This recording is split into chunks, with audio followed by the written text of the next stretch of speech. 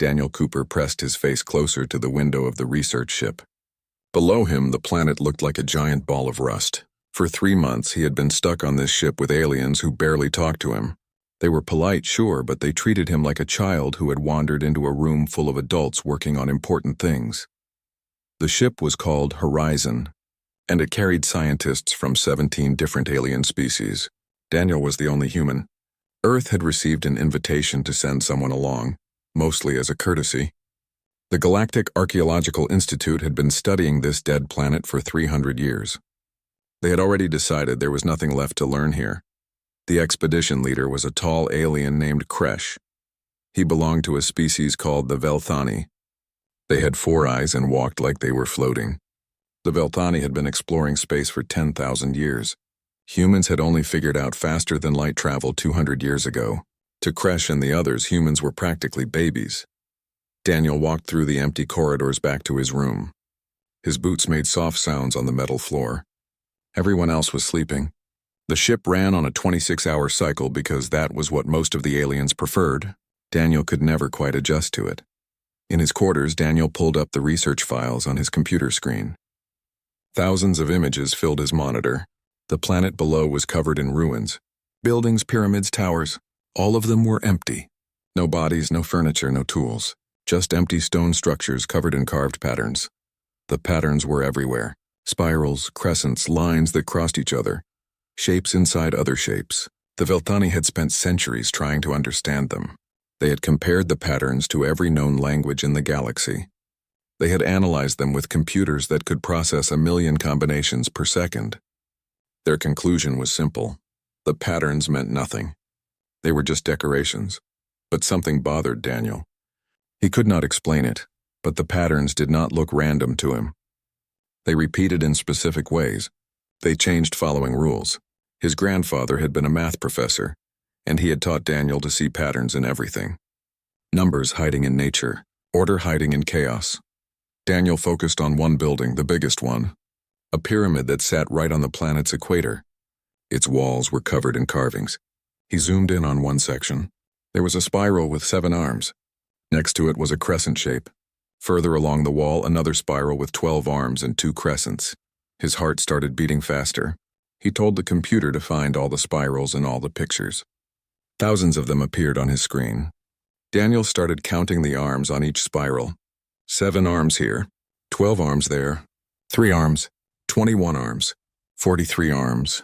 He grabbed his notebook and started writing. What if the spirals were not just designs? What if they were numbers? The number of arms could represent different values. And those crescent shapes next to them, what if those were mathematical symbols? Plus signs, minus signs, or something else? Daniel worked through the night. His coffee grew cold in his cup.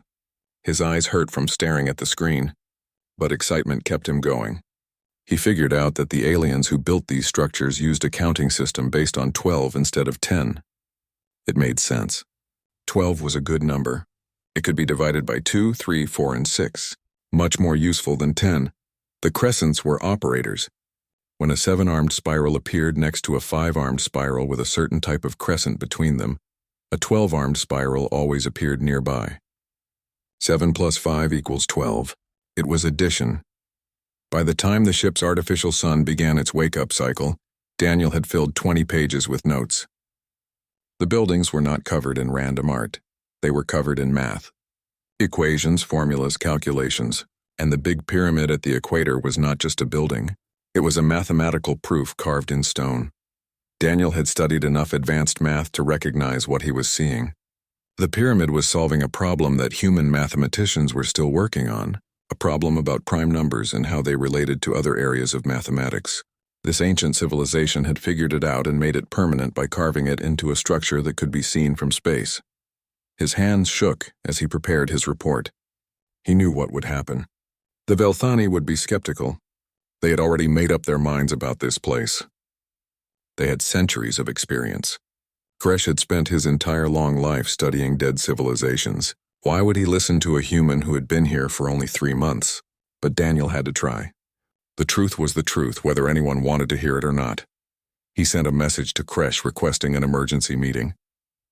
The reply came back quickly. Kresh would gather the senior researchers in 2 hours.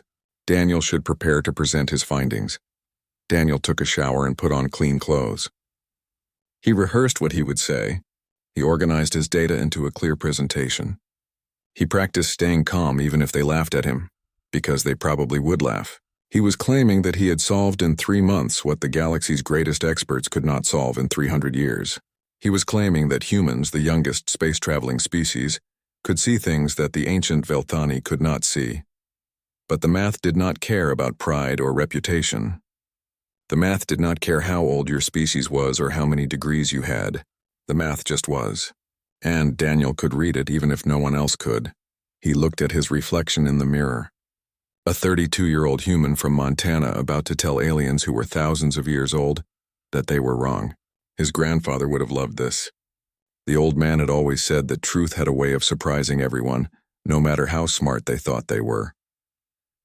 Daniel picked up his tablet with all his research and headed to the conference room.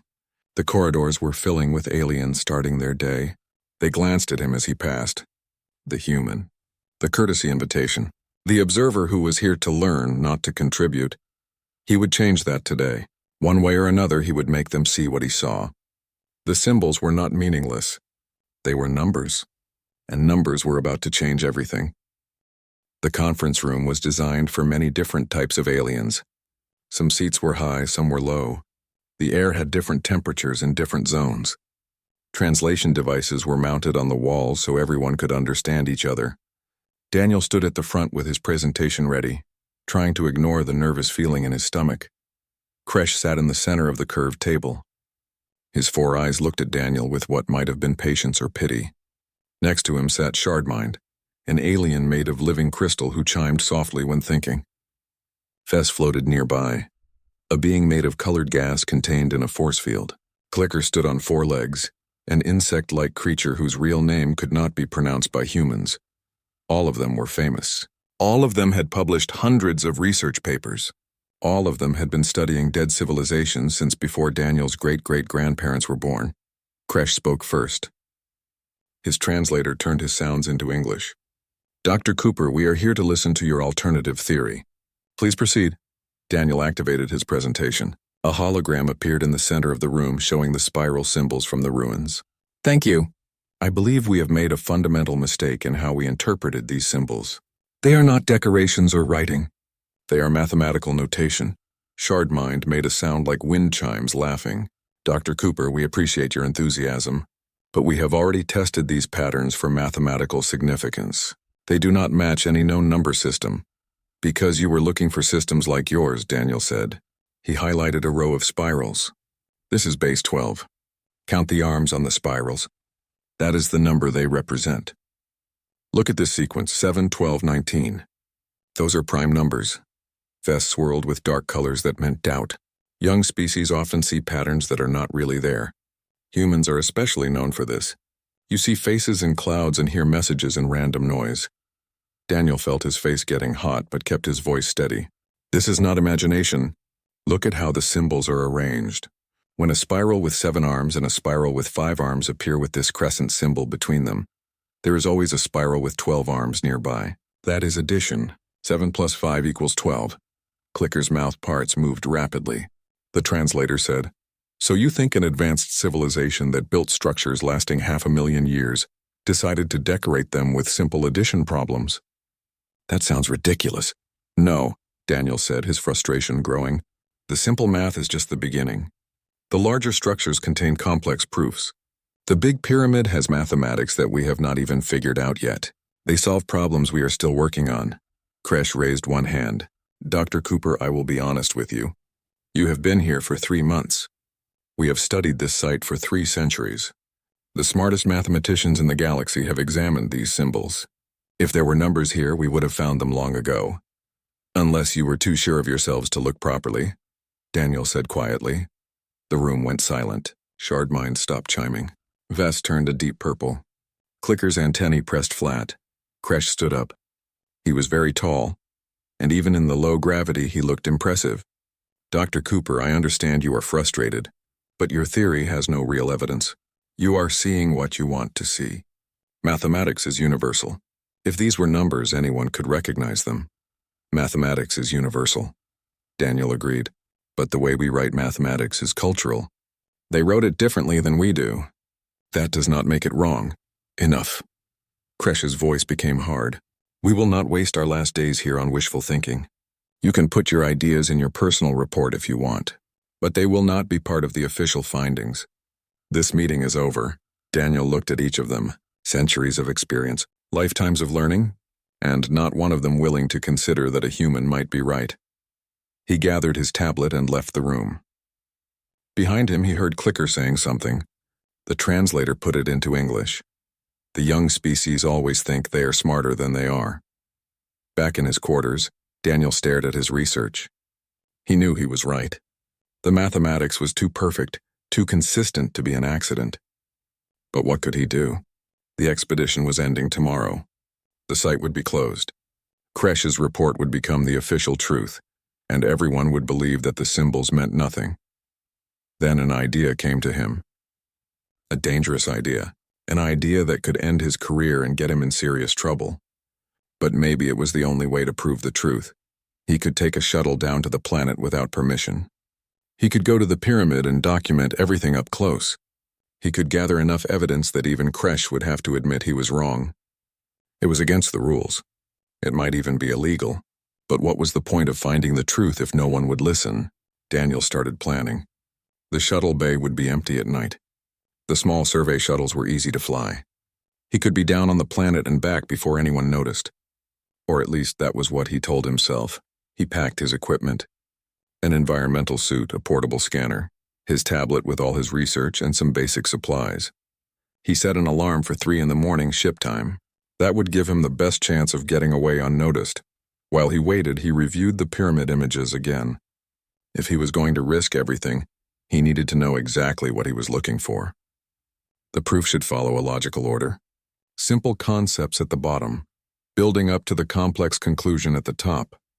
He studied the layout until he had it memorized. Then he tried to sleep, but his mind would not stop working. In a few hours, he would either prove his theory or prove that he was just a foolish human who thought he knew better than everyone else. His alarm woke him at 3. The ship was quiet. Daniel put on his environmental suit and picked up his equipment. His heart was pounding. This was really happening. He was really going to steal a shuttle and fly down to the planet against direct orders. The corridor was empty. His boots were loud in the silence, and every step made him worry that someone would hear. But he reached the shuttle bay without seeing anyone. The small survey shuttle was right where it should be, fueled and ready. Daniel climbed inside and started the launch sequence. The bay doors would open automatically. But the moment he launched, alarms would sound on the bridge. Kresh would know immediately what was happening. By then, Daniel would already be gone. And once he had the proof, nothing else would matter. The truth would speak for itself, carved in stone on a dead planet waiting 500,000 years for someone to read it. The engines hummed to life. Daniel took a deep breath and engaged the thrusters. The shuttle lifted off the deck and headed for the open bay doors. Behind him, alarms began to sound. Ahead of him, the rust-colored planet waited with its secrets. Daniel aimed the shuttle toward the pyramid and accelerated. The shuttle dropped through the thin atmosphere like a falling stone. Daniel gripped the controls, his environmental suit already sealed and ready.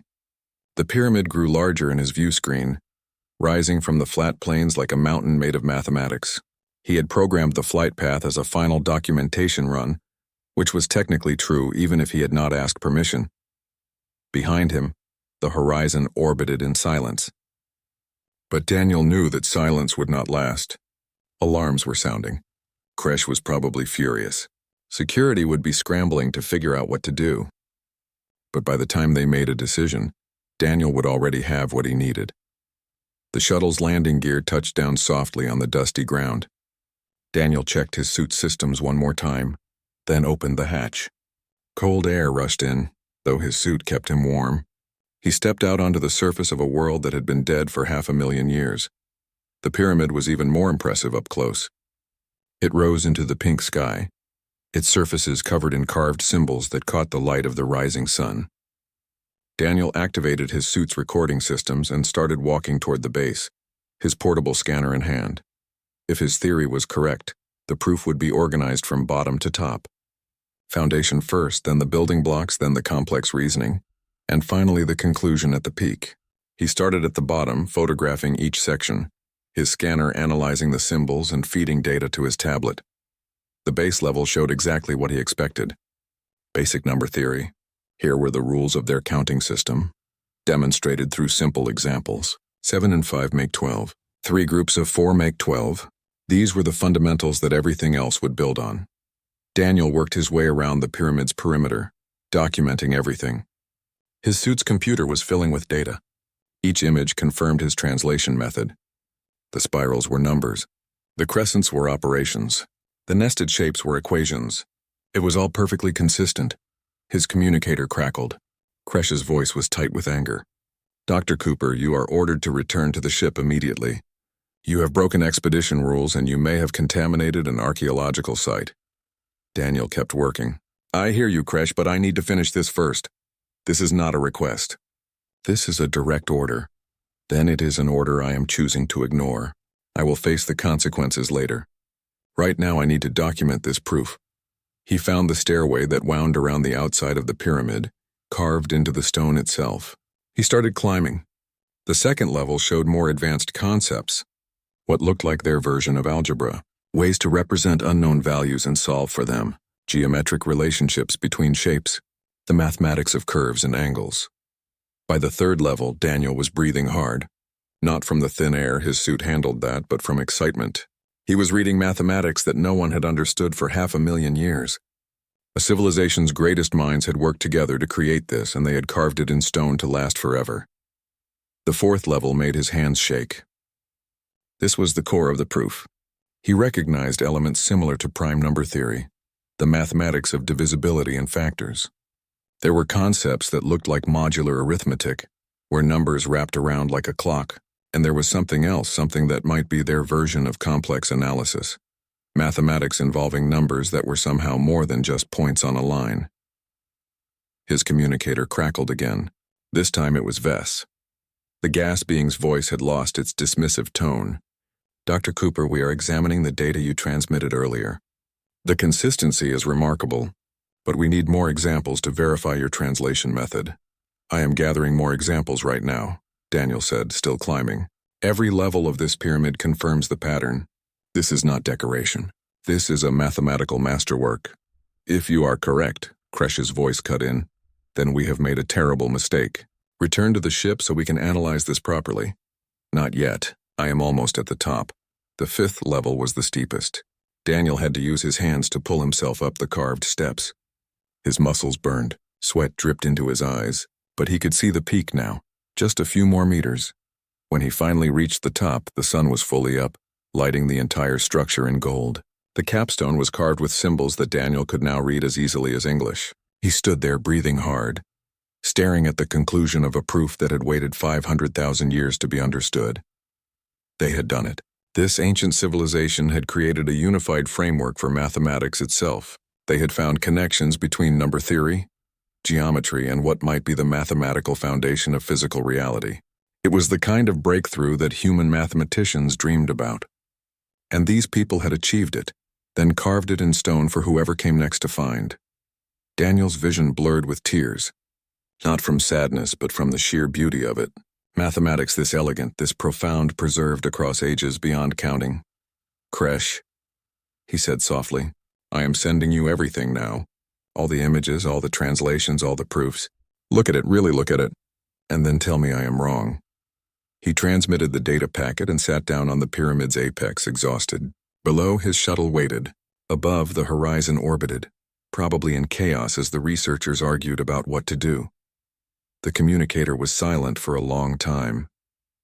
Daniel waited, watching the sun climb higher in the alien sky. Then Kresh's voice came back, quieter than before, almost uncertain. "Dr. Cooper, we have reviewed your data. If this is accurate, if these truly are mathematical proofs of this level, then we have made an error that will be remembered for centuries." "Yes," Daniel said simply. "You have. Come back to the ship. We need to verify everything. Every symbol, every structure. If you are right, then the entire field of xenoarchaeology needs to change how it works, and the galaxy needs to know that humanity made this discovery." Daniel stood up slowly. His legs were tired from the climb, but his heart was light. He looked out across the plains at the other structures scattered across the landscape. Hundreds of them. Each one potentially filled with more knowledge from this lost civilization. "I am coming back," he said. "But Kresh, we have a lot of work ahead of us. This is not just one pyramid. Look at all those other buildings. If this is mathematics, what are they?" "Then we had better find out," Kresh replied. "And Dr. Cooper, despite the methods you used, I must admit that this is the most significant archaeological discovery in modern history. The galaxy owes you a debt." Daniel smiled despite his exhaustion. "The galaxy does not owe me anything. But this civilization, whoever they were, they left us a gift. They wanted their knowledge to survive. They wanted someone to find it and learn from it. We owe them the debt, and we pay it by making sure their work was not in vain." He made his way back down the pyramid, carefully documenting the remaining sections he had missed on the way up. By the time he reached his shuttle, his suit's storage was completely full of images and data, enough to keep researchers busy for years. The flight back to the horizon was smooth. When he docked in the shuttle bay, a group was waiting for him. Kresh stood at the front, his 4 eyes all focused on Daniel. Behind him were Shardmind, Vess, Clicker, and a dozen other researchers. Daniel opened the hatch and stepped out, removing his helmet. He expected anger, maybe formal charges. Instead, Kresh extended his hand in the human gesture of greeting he had learned. "Welcome back, Dr. Cooper," he said. "We have much to discuss, and much to learn." Daniel shook his hand, feeling the relief wash over him. He had taken a huge risk, but it had paid off. The truth was out now. The symbols were numbers. The patterns were proofs, and an ancient civilization's final gift to the universe was finally being received. The main laboratory of the horizon had become a place of constant activity. For 3 days straight, researchers from every department worked without stopping. Coffee and its alien equivalents flowed freely. Sleep was something that happened in short breaks between discoveries. The lab hummed with excitement and the soft sounds of various alien languages mixing together.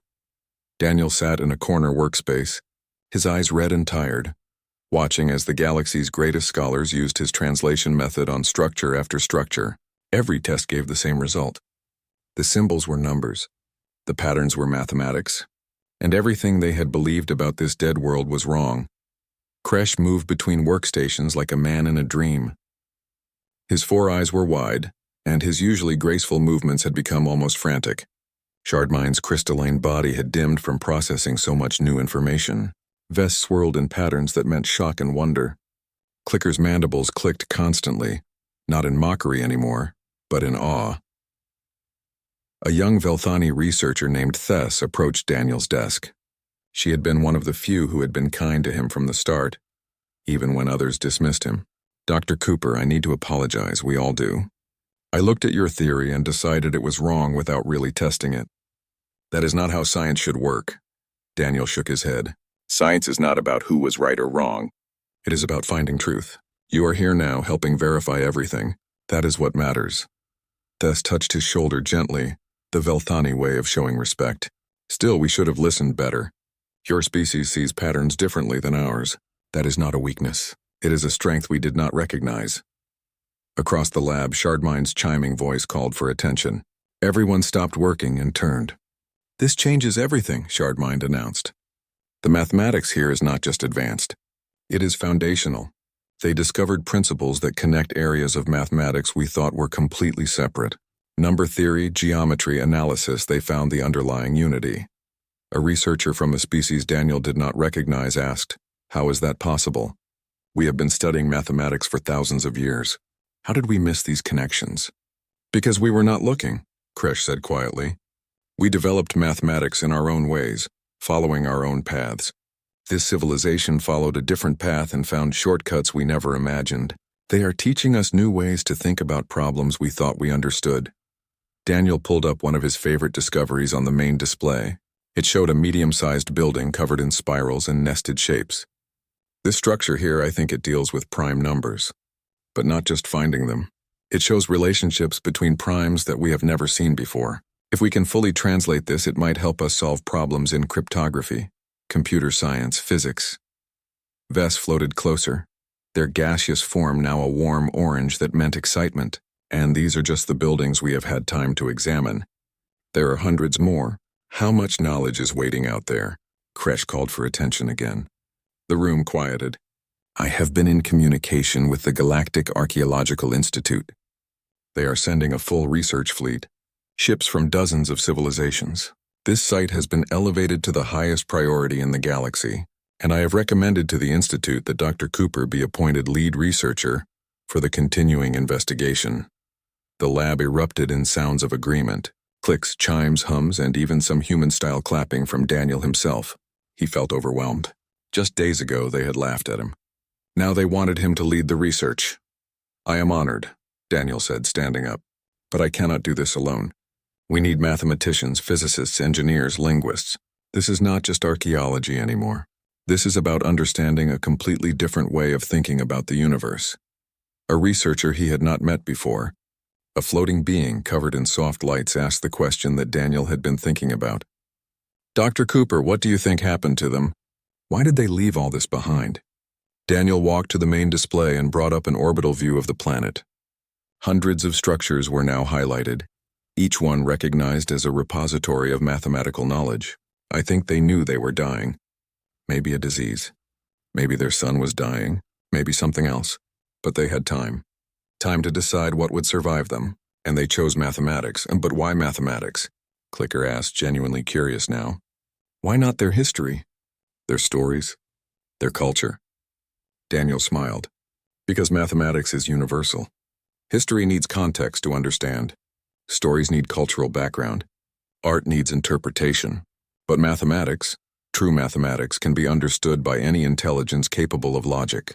They were not leaving a message for their children or grandchildren. They were leaving a message for whoever came next. For us. Des pulled up a map showing the distribution of structures across the planet's surface. Some of these buildings we have barely looked at. If they all contain knowledge like what we have found so far, we could be researching this for centuries. Then we should start prioritizing, Daniel said. We need to figure out how the buildings are organized. Are they sorted by topic? By complexity? Is there a logical order we should follow? The researchers dove back into their work with renewed energy. As they analyzed more structures, patterns emerged. The buildings near the equator dealt with basic mathematics, number theory, and simple geometry. The structures in the northern hemisphere showed more complex topics. What might be their version of calculus and advanced algebra? The southern hemisphere buildings contained mathematics that the researchers could not fully understand yet. Concepts that seemed to have no equivalent in current galactic knowledge. Hours passed. Coffee cups piled up. Alien snacks of various colors and smells covered every flat surface. And slowly a picture emerged of how the civilization had organized their final legacy. Then Daniel found something different. A small structure standing apart from the others, more decorated than the rest. When he applied his translation method, he found not equations but something else. Kresh, he called out. Come look at this. The expedition leader joined him at his workstation. Together they studied the symbols. Daniel's translation program worked through them slowly. Then suddenly it became clear. It is a map, Daniel said, his voice shaking. But not of this planet. Kresh's 4 eyes widened. It is a map of other sites. Other worlds with structures like these. They stared at each other as the implications hit them. This civilization had not been limited to one planet. They had spread across space, building monuments on multiple worlds, distributing their knowledge across the stars. How many? Des asked, having joined them. Daniel counted carefully. 17. There are 17 other sites, and this structure contains coordinates and directions for finding every one of them. The laboratory went silent. Then it erupted in excited discussion. 17 more sites, each one potentially holding as much knowledge as this planet. It was more than anyone had dreamed, but Kresh raised his hand for silence. When he spoke, his voice was serious. We must think carefully about what we do next. This knowledge is powerful. It could advance every civilization by centuries, but power can be dangerous. Some might use this mathematics to build better weapons. Others might use it to gain unfair advantages. Daniel understood the concern, but he shook his head firmly. This civilization built these monuments in the open, visible from orbit, designed to last forever. They wanted this knowledge to be found. They wanted it to be shared. We do not have the right to hide it or control it. The human is right, Vess said, their colors shifting to determined blue. This knowledge belongs to all thinking beings. We cannot keep it secret, Shardmind chimed in agreement. We must publish everything. Make it freely available. Let every civilization decide for themselves how to use it. Kresh was quiet for a long moment. His four eyes moved from face to face, reading the determination he saw there. Finally, he nodded slowly. You are all correct. We will share everything. We will organize expeditions to the other 17 sites. And Dr. Cooper, I hope you will help lead those expeditions. Daniel looked at the map floating in the hologram. 17 points of light scattered across the display. Each one represented a world with more knowledge waiting. More mathematics, more insights into how the universe worked, more gifts from a civilization that had chosen to defeat death by making their knowledge immortal. Yes, Daniel said. I will help. This is just the beginning. 6 months had passed since Daniel stood on top of that pyramid and changed everything. Now he stood on the bridge of a ship called Pathfinder, humanity's first dedicated deep space archaeological research vessel. The galaxy's response to his discovery had been bigger than anyone expected. Money poured in from dozens of civilizations. Universities restructured their programs. The Galactic Archaeological Institute had admitted its mistakes and promised to do better. And humans, once seen as the youngest and least experienced species, were now valued team members on expeditions across the galaxy. The Pathfinder approached the second site from the ancient map, a planet orbiting a dim red star far from any major civilization. Initial scans showed structures that matched the ones on the first planet. Daniel felt that familiar excitement building in his chest. More knowledge was waiting down there. More mathematics that could change everything. Next to him stood Lisa Grant, his new first officer. She had been a mathematics professor at a university on Earth before volunteering for this mission. Behind them, the bridge crew worked at their stations. 12 different species, all of them eager to see what secrets this new world held. Orbital scans complete, called out the navigator, a young Velthani who had specifically asked to work under Daniel. 347 structures detected, all matching the style from the first site. Daniel smiled. Prepare a landing team. We go down at sunrise. Lisa leaned closer and spoke quietly. 6 months ago they thought you were crazy. Now you command your own ship. 6 months ago I thought I might be crazy too, Daniel admitted. But the numbers do not lie. Mathematics is truth no matter who discovers it. The communication system chimed. Kresh's voice came through from another ship orbiting the third site. Dr. Cooper, we have completed our initial survey. This world contains structures focused entirely on quantum mathematics. Principles we have barely begun to explore. Another voice joined in. Shardmind from the fourth site. Same here. We are finding specialized knowledge. It appears this civilization distributed different fields of mathematics across different worlds. Daniel pulled up the master map showing all 17 sites. Ships from over 20 civilizations were traveling to each location. It was the largest cooperative research effort in recorded galactic history. Humans worked alongside Velthani. Crystalline beings collaborated with gas entities. Species that had never spoken to each other before were now sharing discoveries and insights. They built a library, Daniel said softly, a library scattered across the stars. Each building is a book. Each world is a different section, and they made it so big, so spread out that no single disaster could destroy it all. It is brilliant, Lisa agreed, and sad. What were they so afraid of that they needed to protect their knowledge like this? That question haunted Daniel every day. The structures were at least 500,000 years old. The civilization that built them had vanished completely. No bones, no homes, no tools, no trash. Nothing but the mathematics carved in stone waiting across the ages. Maybe they were afraid of being forgotten, Daniel said. Or maybe they wanted to give younger civilizations a head start. Help us avoid whatever mistakes destroyed them. His personal communicator buzzed. A message from Earth. Daniel opened it to find a video from his grandfather, now 97 years old but still sharp as ever. Daniel, the old man said, pride shining in his eyes. I always told you to look for patterns. I never imagined you would find patterns that changed the entire galaxy. Your grandmother and I watched your speech to the Galactic Council last week. Seeing you stand up there, teaching all those ancient aliens about mathematics, that was the proudest moment of our lives. Keep looking, keep learning, and remember what I taught you. Numbers never lie, and truth always finds a way. Daniel saved the message carefully. His grandfather had been right about so many things. Look for patterns. Question assumptions. Never let anyone tell you that you are too young or too inexperienced to see the truth. Dr. Cooper, the navigator called. We are receiving a message from the Galactic Archaeological Institute. They want your opinion on some symbols found at Site 7. They are having trouble with the translation. Send me their data, Daniel replied. I will review it after we complete our initial survey here. Lisa laughed. You are teaching the teachers now. How does that feel? Strange, Daniel admitted. But good. This is what that ancient civilization wanted. They wanted knowledge to spread. They wanted all of us to learn together and grow together. The Pathfinder completed another orbit and began final preparations for landing. Below, 347 structures waited in the alien sunlight, their carved surfaces holding secrets that had been silent for 500,000 years. Daniel thought about the journey that had brought him here. From a small town in Montana to the stars, from being dismissed as an inexperienced human to commanding a research vessel, from seeing patterns that no one else could see to teaching the galaxy how to read an ancient language of numbers.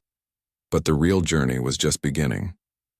17 sites to explore, hundreds of structures on each world, thousands of mathematical proofs and formulas and insights waiting to be translated. It would take decades, maybe centuries, to fully understand everything the ancient civilization had left behind. Landing team ready, Lisa reported. All equipment checked and loaded. Daniel took one last look at the planet below. The structures stood in neat rows across a flat plain, their surfaces catching the red light of the system's star. Somewhere down there were answers to questions humanity had not even thought to ask yet. Somewhere in those carvings were mathematical principles that would advance science, technology, and understanding. Begin descent, Daniel ordered. The Pathfinder dropped out of orbit, riding its engines down through the thin atmosphere. The structures grew larger in the view screen. Daniel could already see the spiral symbols covering their surfaces, the crescent shapes marking operations, the nested patterns indicating complex relationships. As they approached the landing zone, messages came in from the other 16 sites, each one reporting discoveries, each one finding new mathematics, new ways of thinking, new perspectives on how the universe worked. The ancient civilization's gift was being received on 17 worlds at once, and the galaxy was becoming smarter because of it. Daniel felt a deep sense of gratitude toward people he would never meet. People who had lived and died 500,000 years before humans even existed. They had looked at the end of their civilization and made a choice. They could have given up, let everything they knew die with them. Instead, they had worked together to preserve their greatest achievements. They had carved their knowledge into monuments designed to last forever. They had scattered those monuments across the stars so that no single disaster could erase them. And now, across vast gulfs of time and space, their message was being read. Their mathematics was being understood. Their legacy was alive again, teaching new civilizations, sparking new discoveries, connecting species that had never worked together before. The shuttle touched down gently on the dusty surface. Daniel stood and headed for the airlock, his team following. Lisa walked beside him, her face showing the same excitement he felt. What do you think we will find? She asked. I do not know, Daniel said honestly. But whatever it is, it will be true. That is the beauty of mathematics. It does not care who you are or where you come from. It does not care how old your species is or how much experience you have. It just is. Pure truth waiting to be discovered. The airlock opened. Daniel stepped out onto the surface of a new world, under a red sun, surrounded by monuments built by beings who had trusted that someone would come. Someone would look. Someone would see the patterns and understand. The scholars had laughed when he first suggested the symbols were numbers. They had dismissed him as young and inexperienced. They had been so certain of their own expertise that they could not imagine being wrong. But Daniel had looked at those spirals and seen what they really were. He had counted the arms and recognized the patterns. He had applied the simple lessons his grandfather taught him about seeing numbers in everything. And because he had been willing to question the experts, because he had trusted his own observations, because he had been brave enough to take a risk, the galaxy now had access to knowledge that would change everything. Daniel walked toward the nearest structure, his scanner ready, his mind open to whatever truths waited there. Behind him, his team spread out to document the site. Above him, the Pathfinder waited in orbit, ready to carry their discoveries back to eagerly waiting researchers. And across the galaxy, on 16 other worlds, teams were doing the same thing, reading messages from the past, learning from a civilization that refused to let death have the final word. The numbers had spoken across 500,000 years. And finally someone had learned to listen.